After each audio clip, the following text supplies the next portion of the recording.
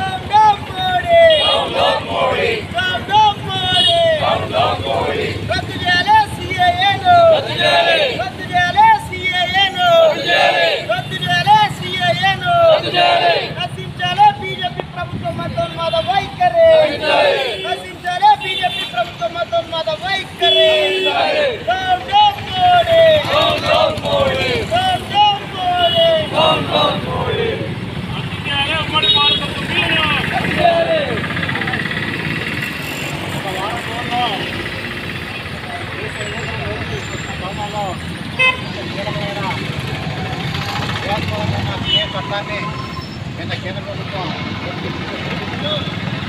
మరోసారి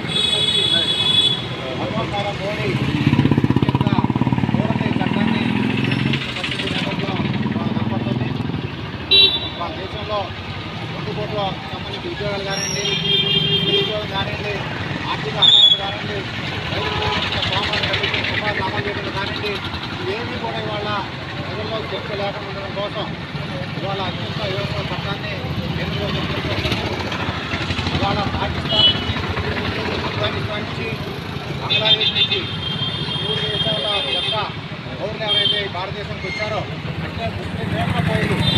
అంటే ఒక మతానికి సంబంధించిన పూర్తిగా దాన్ని పక్కన పెట్టి ముస్లిమ్స్ కాకుండా బౌద్ధులు కానివ్వండి, హిందువులు కానివ్వండి, జైనులు కానివ్వండి, వీళ్ళంతా ఎవరిస్తే వాళ్ళకి పౌరసత్వం ఇచ్చే విధంగా ఈ చట్టంలో రూపొందించి వచ్చింది.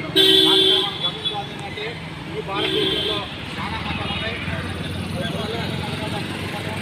ఆ మతస్థులు మాత్రం ఈ 4 దేశాల నుంచి 2014 డిసెంబర్ 30 నాటికి అప్పటికే రాని వాళ్ళందరూ కూడా ఈ ముస్లిం సంబంధించిన వాళ్ళకి కూడా ఎక్కడ కూడా ఈ దేశ యొక్క పౌరసత్వం ఇవ్వడానికి వీలు లేదని ఆ చట్టంలో అంశం.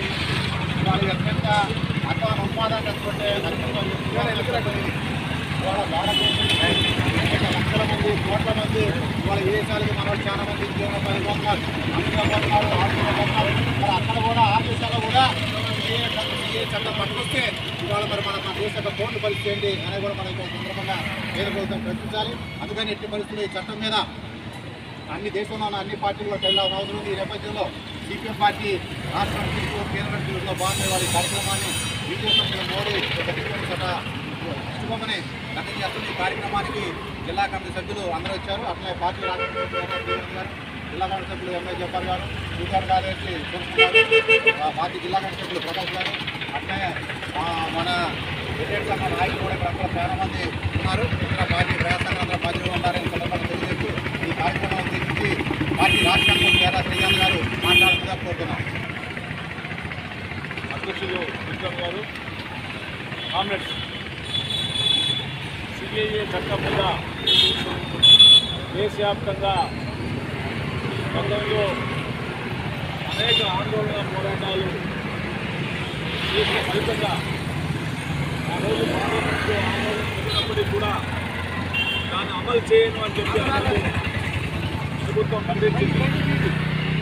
2018 జనవరి 7వ తారీఖు నాడు ఇది పార్లమెంట్లో ఆమోదం పొంది దీనికి వ్యతిరేకంగా దేశంలో అందరూ కులాలు మతాలు సంబంధం లేకుండా ఏ ముఖ్యంగా ఈ చట్టం మీద ఈ యొక్క బిల్లు ఆమోదం మీద బీజేపీకి వ్యతిరేకంగా పెద్ద ఆందోళనలు కలిగినాయి.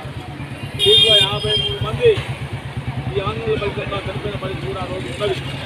మళ్ళీ ఇవాళ వంతాలకే మళ్ళీ ఎన్నికలు వస్తున్నాయని చెప్పి ఎన్నికల నోటిఫికేషన్ రాబోతున్న సందర్భంలో ఒక రాజకీయ లబ్ధి కోసం ఇవాళ ఈ యొక్క మళ్ళీ ఈ సిఏని ముందుకు పట్టడం అనేది అత్యంత దారుణమైన విషయం అని చెప్పి సుప్రీం కోర్టు భావిస్తున్నది. అందుకోసమే మొట్టమొదటిగా ఈ చట్టాన్ని కేరళలో మేము అమలు చేయమని చెప్పి ఆ రాష్ట్ర ముఖ్యమంత్రి విజయాన్ని ప్రకటించిన పరిస్థితి కూడా మీ అందరికీ తెలుసు. ఎందుకంటే ఈ దేశంలో భిన్న జాతులు, భిన్న మతాలు, భిన్న ప్రాంతాల నుంచి అనేక మంది ఇలా జీవిస్తున్న పరిస్థితి ఉన్నది. ఇంకా భిన్నత్వంలో ఏకత్వంగా కలిసిమెలిసి నడుస్తున్న దీన్ని ఈ యొక్క ఐక్యతను కూడా ఈ ప్రభుత్వం బీజేపీ వచ్చిన తర్వాత ఈ 10 సంవత్సరాల కాలంలో అనేకపరచడంతో పాటు విభజన రాజకీయాల్ని తీవ్రంగా చేస్తున్న పరిస్థితి మనం ఈ కాలంలో చూస్తున్నాం. అందుకోసమే బీజేపీ యొక్క ఈ యొక్క చర్యని తీవ్రంగా ఖండించాల్సిన అవసరం ఉన్నది. ముఖ్యంగా దీంట్లో పొందుపరిచిన అంశం ఏంటి, హిందువులు తప్ప హిందువులు కానీ లేకపోతే మన క్రైస్తవులు కానీ జైన్లు కానీ సిక్కులు కానీ